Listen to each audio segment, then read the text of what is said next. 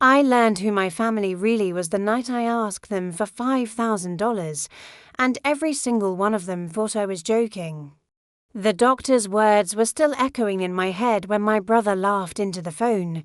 Not a nervous laugh, not an awkward one, a sharp, careless sound, like I'd just told a bad joke at Thanksgiving. "Come on," he said, "you're fine, you're always fine." I stared at the wall in my living room, at the folded flag in its neat triangle, and felt something inside me crack. Not loudly, quietly, the kind of break you don't hear when it happens, only later, when you realize something important is gone. That was the moment I decided to test them, not out of spite, not out of anger, out of clarity. The doctors hadn't said I would die tomorrow. They were careful with their words. Doctors always are, but they did say the phrase that changes everything. Running out of time, I'd gone in for what I thought was a routine follow-up. I was 39 years old, a Navy officer with nearly 2 decades of service, and I still believed discipline could outrun biology. I sat upright in that white exam room, hands folded neatly in my lap, while the doctor explained test results in a calm, rehearsed voice. He talked about options, probabilities, preparing. "In your line of work," he added gently, "you understand contingency planning." I nodded. Of course I did. I drove home instead of going back to base. I needed quiet, the kind of quiet you only get inside your own house, the one you worked for, paid for, and never bragged about. The house wasn't fancy, just a modest 3-bedroom in a quiet neighborhood. Bought years earlier with AVA loan. Back when I still believed life followed clean timelines, I'd paid it down steadily, quietly, no drama, no debt hanging over me. It was the only thing I truly owned that night. I sat at my kitchen table with a cup of coffee gone cold and opened a legal pad. I didn't write a will yet. I just wrote names, my parents, my brother, my sister. I stared at that list for a long time. In the military, we're taught to prepare for the worst without expecting it. You write things down, you make plans, not because you're pessimistic, but because you're responsible. Still, something inside me hesitated. I didn't want to leave behind confusion, or resentment, or unanswered questions. I wanted to know before I made anything official who would actually show up. So I decided to ask for help, not a handout, not an inheritance discussion, just help. $5,000. I called my parents first. They answered on the second ring. Their voices went alert the moment they heard mine. They always sounded proud when they talked about my career. They liked telling people their daughter was a high-ranking Navy officer. It made good dinner conversation. I didn't mention the diagnosis right away. I told them I might be facing some medical expenses, that things were uncertain. I need $5,000, I said calmly. There was a pause. Papers rustled on their end. My mother sighed. Well, my father cleared his throat. We'd have to look at our retirement accounts. My mother jumped in. You know how fixed incomes are. They offered budgeting tips. Insurance questions, maybe later. Maybe another option. They never asked how sick I was. They never asked if I was scared. I thanked them and hung up. Next was my brother. He picked up while driving, music blaring in the background, loud, carefree. When I told him I needed $5,000, he laughed. Is this some kind of test? He said, because you always land on your feet.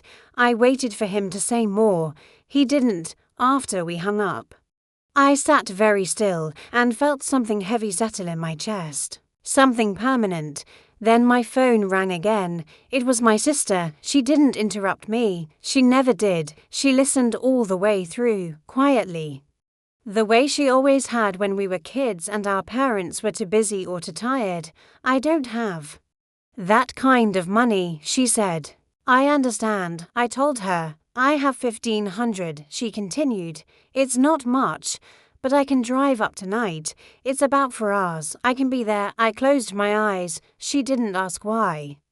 She didn't ask what I needed it for. She didn't ask if I was exaggerating. She just showed up.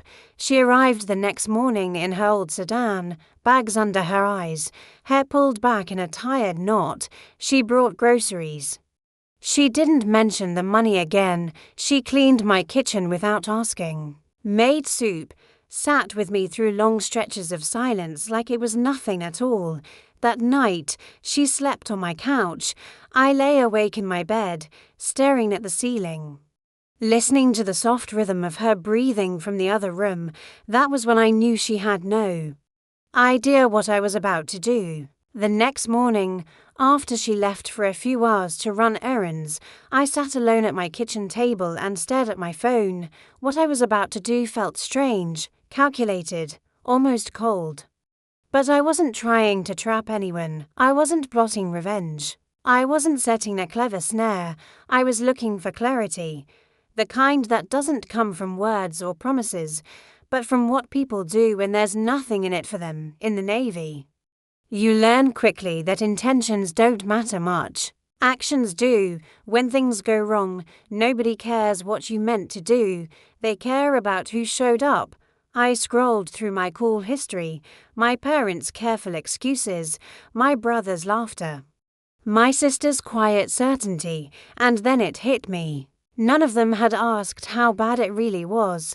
That was when I knew I had to be very clear enough that no one could ever say they misunderstood. So I called them again, not to ask for more, just to see what changed when the truth got closer. I started with my parents. My mother answered cheerfully, like last night's conversation had already been filed away as something inconvenient, but resolved. "I've been thinking," I said. "The doctors aren't sure how much time I have." There was a sharp inhale. My father's voice joined the line. He asked about the prognosis, second opinions, exact timelines. I told them the truth without drama, that nothing was certain, that things could go either way, that I was putting my affairs in order, just in case.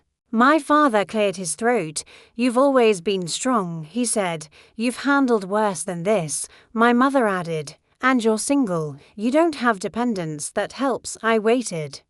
There it was, the space where concern should have lived. I told them again I might need help. Soon, not later, not hypothetically. My mother said she would pray on it.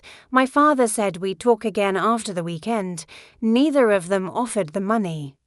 When the call ended, I didn't feel angry. I felt something quieter, like a door closing gently but firmly. I called my brother next. This time he didn't laugh.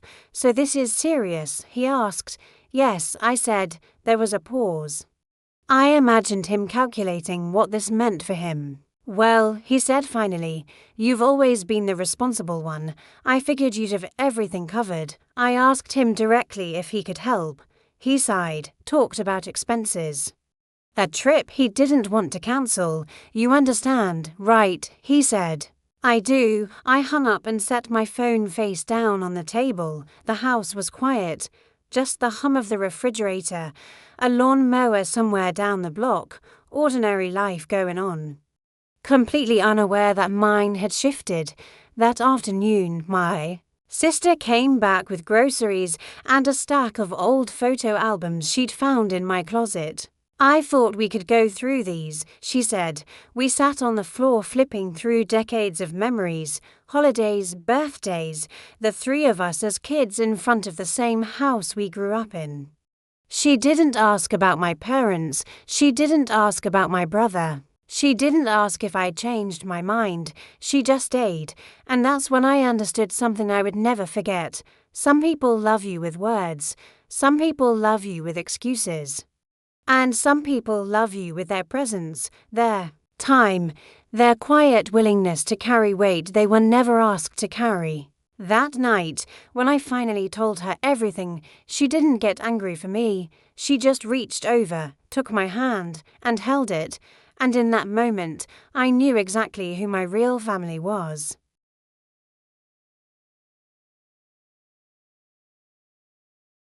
She listened quietly, hands folded in her lap while I told her everything. "I'm sorry," she said when I finished. "I wish I could do more." "You already are," I told her. She shook her head.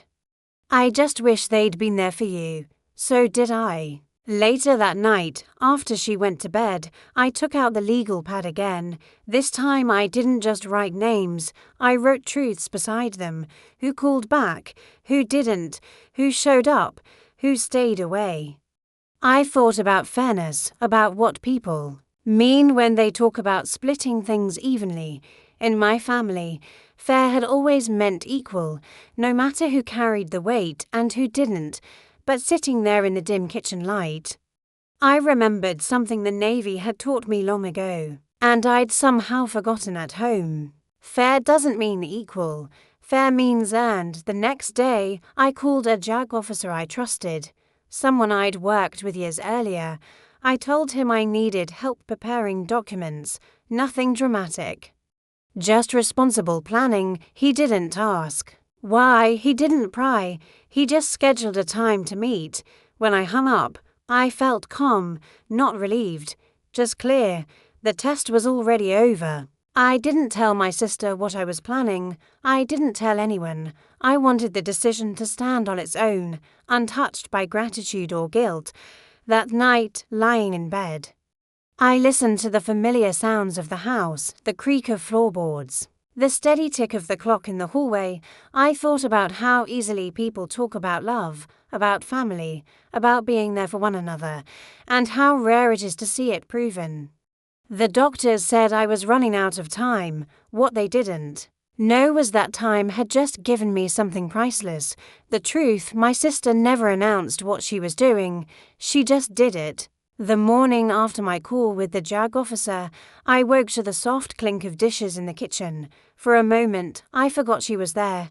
Then the smell of coffee drifted down the hallway.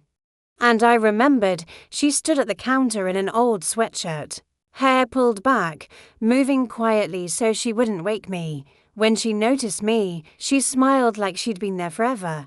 Which, in a way, she always had. Morning, she said, "I hope you like oatmeal." It was that or eggs, and I didn't want to risk burning anything. I laughed, a real laugh, rusty, surprised, but real. Over breakfast. She talked about nothing important, traffic on the drive up, a neighbor's dog that wouldn't stop barking, the grocery store being out of her favorite bread. She never mentioned my parents, never mentioned my brother. And somehow I felt like she understood everything anyway. After we ate, she started wiping down the counters. I told her she didn't have to. "You always say that," she said. "And you always let me do it anyway." She was right. For the next few days, she moved through my house like it was second nature. She made soup from scratch, did laundry without being asked, sat beside me through long stretches of quiet when my energy dipped and talking felt like too much. She didn't hover, she didn't interrogate, she didn't perform concern, she just stayed. One afternoon, she drove me to a follow-up appointment. I insisted I could go alone. She didn't argue. She just picked up her keys and stood by the door. The waiting room was loud and crowded. Phones ringing, magazines flipping, someone coughing. Too hard, I felt exposed there, stripped of my uniform, my rank, my sense of control. She sat beside me, hands folded in her lap. When the nurse called my name, she met my eyes. "I'll be right here," she said. Afterward, she didn't ask what the doctor had said. She waited until I brought it up myself hours later over dinner. That night, she slept on the couch again. I offered her my bed. "I'm fine," she said. "This couch has seen worse." In the dark, I thought about how different this felt from the calls with my parents and brother. They'd asked questions, offered advice, given opinions. My sister had offered presents. There's a difference you don't understand until you need it. On the fourth day, she handed me an envelope. "I brought this," she said, almost apologetic. "I know it's not much." Inside was a cashier's check for $1,500. "You don't have to." I started. "I know," she said gently, "but I want to." That money meant something. Different coming from her. It wasn't spare. It wasn't extra. It was a sacrifice. My throat tightened the way it had in the doctor's office later that evening while she showered. I walked through the house alone. I paused in the doorway of the guest room, the study, the small backyard where I'd planted a tree years earlier and watched it grow taller than the fence. This house had been my anchor, my place to land between deployments. The one steady thing when everything else kept shifting, and suddenly, I saw it differently. I saw her at the sink, humming softly, sitting on the couch late at night with a blanket pulled tight around her shoulders. Driving for hours without hesitation because I asked for help. She had no idea what this place was worth. The next morning, my parents called. They talked, they said, they were concerned now, very concerned. My mother asked if I needed help with meals. My father suggested long-term planning. They asked if my sister was still there. Yes, I said. Well, my mother said carefully, "It's good you have someone." It wasn't gratitude in her voice. It was relief. The kind that comes when responsibility slides quietly onto someone else. After I hung up, I sat on the back steps. My sister joined me a few minutes later with 2 mugs of tea. "Everything okay?" she asked. Yes, I said, and for the first time since all this started, I meant it. That afternoon, I made a decision I didn't tell her about. I opened my laptop and reread the notes from the JAG officer. I moved through the language slowly, carefully, the way I'd been trained to do. I didn't feel angry. I didn't feel triumphant. I felt resolved. That evening, while we watched an old movie neither of us was paying attention to, she leaned her head back against the couch and sighed. "I'm glad I came," she said. "I almost didn't. I was worried I'd be in the way." I looked at her, really looked at her. "You were never in the way," I said. She smiled, small and uncertain, and turned back to the screen. She had no idea the house was already hers. From the street, it didn't look like much. Beige siding, a narrow porch, a maple tree that dropped leaves everywhere every fall. To me, it was a timeline. I bought it my 3rd year in the service, back when I still counted deployments in months instead of memories. The VA loan paperwork had been thick and boring. The kind you sign late at night at a kitchen table you don't own yet. The realtor congratulated me like I'd won something. I hadn't. I'd anchored myself to responsibility. That house was where I came back to after long stretches away, where my uniform hung untouched in the closet while I tried to remember how to live like a civilian again, where I slept in my own bed and let quiet feel normal. I paid it down steadily, extra payments when I could, no refinancing games, no bragging.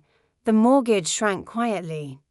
The way good things often do. I never talked about its value, not with my parents, not with my brother, not even with my sister, especially not with my sister.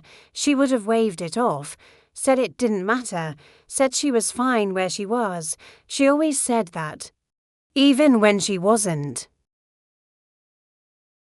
She just came. That was the truth of it. Simple, undeniable. My sister stood there in the kitchen, frozen mid-stir, eyes wide like she'd just walked into a room where something sacred had been broken open. The soup bubbled softly on the stove. The clock on the wall kept ticking. Life kept moving, even as everything underneath it shifted. She didn't ask for anything. I said into the phone, my voice steadier than I felt.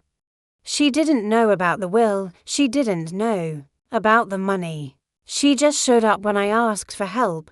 That's it. That's the whole story. There was silence on the other end, not the thoughtful kind, the wounded, offended kind. My mother spoke first. "So what? Now she gets everything." I closed my eyes. "No, now she gets what she earned. That's not how families work." She snapped. I let out a slow breath. "That's exactly how they work. You just don't like the outcome this time." My brother laughed again, sharp and Humorless, unbelievable, you really are doing this. Yes, I said. I am. Behind me, I felt my sister move. I didn't turn around yet. I didn't trust my voice to stay steady if I saw her face.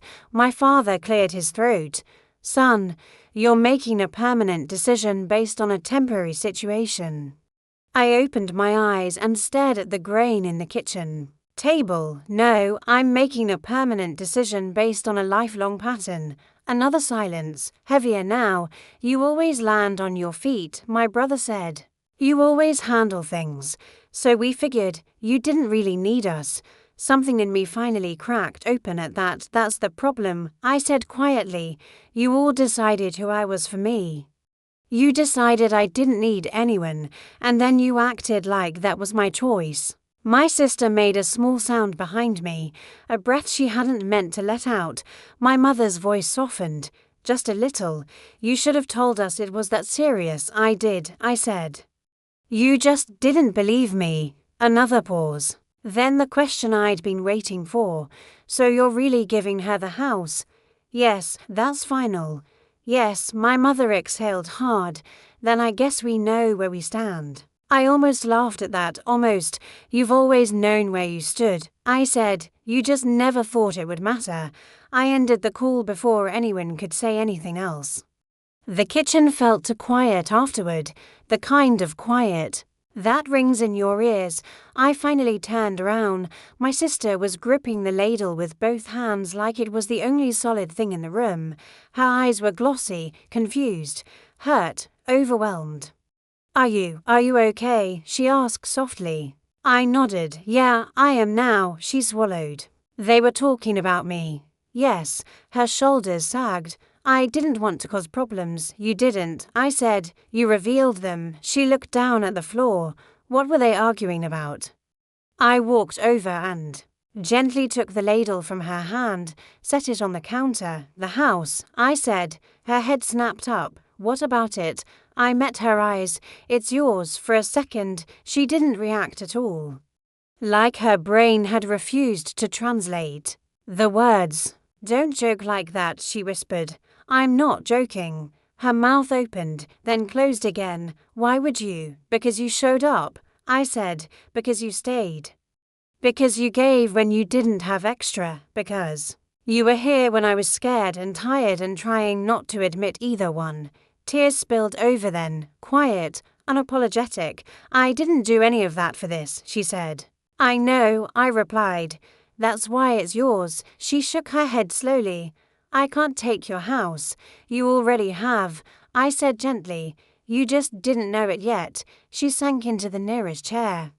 Hands over her. Mouth, I don't deserve this, she whispered. I crouched in front of her. You've deserved it longer than anyone else. Outside, the maple tree rustled in the wind. The house creaked the way it always did, familiar, steady, and in that quiet kitchen, with soup on the stove and truth finally out in the open, something inside me settled into place, not relief.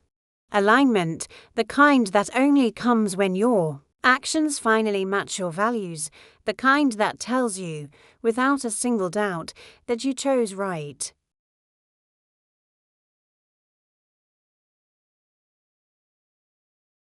Then her face went pale. Not dramatic, not theatrical, just the kind of quiet color drain that happens when your body understands something before your mind is ready to. She set the ladle down with trembling hands. I didn't, she started. I know, I told her softly. You didn't. On the phone, my father said my name the way he used to when I was a teenager, and he thought I was about to embarrass the family. Careful, controlled. A warning wrapped in concern. Let's meet, he said, in person. We'll talk this out. Part of me wanted to say no. Part of me wanted to hang up, lock the door, and never deal with any of them again. But I wasn't trying to burn everything down. I wasn't trying to disappear from my own family. I'll meet, I said, but I'm not negotiating my will. I'll explain it, that's all. My mother's voice cracked just slightly. You're really doing this, yes? I said after I hung Up, my sister sank into a chair like her legs had given out. "I'm sorry," she whispered. "I didn't mean to cause. You didn't cause anything," I said, sitting across from her and taking her hands. This was already there. I just finally looked at it. Her eyes filled with tears. "I don't want your house," she said. "I want you." That hit harder than anything my parents or brother had said. For a long time, we just sat there, hands clasped, the soup simmering forgotten on the stove. Outside, the neighborhood carried on like nothing had happened. Mail trucks, kids on bikes, someone's radio drifting down the street, ordinary life inside my house. The truth had finally been spoken out loud, and I knew the next meeting would change everything. We met a week later at a diner halfway between my house and my parents'. Neutral ground, my father's idea. It was the kind of place that hadn't changed in decades. Vinyl booths, laminated menus, coffee that tasted the same no matter who poured it. Places like that always felt safer. People talked about ordinary things there because it kept them from talking about what actually mattered. My sister offered to stay home. "I don't want to make this worse," she said. "You're not the problem," I told her, "and you're not a secret." She came anyway. My parents were already seated when we arrived. My brother sat beside them, arms crossed, jaw set like he'd rehearsed his anger in the mirror. My mother's smile was tight. My father stood when he saw me. "You look tired," my mother said. "So do you," I replied, and meant it. We ordered before anyone could say anything else. Coffee all around. Pancakes for my sister. Eggs for my father. My brother didn't even look at the menu. For a few minutes, no one spoke. Then my father folded his hands on the table. "We don't want this family torn apart," he said. "Neither do I," I replied. My mother leaned forward. "Then why are you doing this?" I asked for help. I said, "Not advice, not opinions, help." And I learned who was willing to give it. My brother scoffed. "So now you're the judge?" "No." I said, "I'm the owner." That landed harder than I expected. My father looked down at his coffee. "We were scared. We didn't know how bad it was. We thought you'd handle it like you always do." "That's the problem," I said. "You always assume I will." My mother's eyes filled, but she didn't cry. "We raised you to be strong. You raised me to be self-sufficient." I said, "Those aren't the same thing." Across the table, my sister sat perfectly still, hands folded in her lap like she might disappear if she moved. My brother tried again. "You could have just asked again." "I shouldn't have to," I said. He opened his mouth to argue, then stopped. Something shifted in his face. Not guilt, recognition. My father cleared his throat. "If we help now, would that change anything?" "No," I said. My mother pressed her lips together. "So, that's it." "That's not what I said," I replied. "This isn't about shutting you out. It's about being honest." I turned to my sister. "She didn't know," I said. "She didn't ask. She didn't expect anything." My sister finally spoke, barely above a whisper. "I don't want to take something that hurts everyone." I reached for her hand. "You're not taking anything. I'm giving it." The waitress came by to refill coffee, unaware she was interrupting something fragile. After she left, my father sighed. "We made mistakes." It sounded like it cost him something to say it. "We assumed love didn't need proof." My mother said quietly, "We were wrong." My brother looked down at the table. "I should have come," he said. "I didn't think you needed anyone." I let him sit with that. Outside in the parking lot, we didn't hug. No dramatic reconciliation. Just a quiet understanding that something fundamental had shifted. On the drive home, my sister stared out the window. "I didn't want this to break anything," she said. "It didn't," I replied. It exposed it. That night, I finalized the will. I signed it calmly, deliberately, like every other serious decision I'd ever made. I didn't feel vindicated. I felt settled. My sister sat across from me reading a book, unaware her name was now written into the future. Outside, the maple tree rustled softly. Inside, for the first time in a long while. The house felt exactly right. I didn't die, that's the part. People always want to know first. The treatment slowed things down. The numbers stabilized enough to buy me time, months at first, then more. What surprised me wasn't that my body held on. It was how much lighter I felt once the truth was out. The will was signed. The house was accounted for. The decisions were made without anger or theatrics or regret. Once that was done, something inside me loosened its grip. My sister stayed another week. When she left, she hugged me longer than usual. You don't owe me anything, she said. I know, I replied. That's why this works. After she left, the house felt different. Not empty. Honest. My parents came by a few weeks later. No speeches, no accusations. My mother brought a casserole. My father fixed a loose step on the porch. We didn't know how to show up. My mother said quietly, "We thought loving you meant letting you handle things." I nodded. My brother took longer. He didn't change overnight, but he showed up once with groceries and an awkward smile. "I'm trying," he said. That mattered more than an apology. As for my sister, she didn't change at all. She just walked through the house now like she belonged there. One evening, she stood by the front window watching the sun dip behind the maple tree. "This place feels safe," she said. That was the highest compliment I could imagine. What stays with me now isn't the anger, it's the clarity. Love doesn't announce itself, it shows up.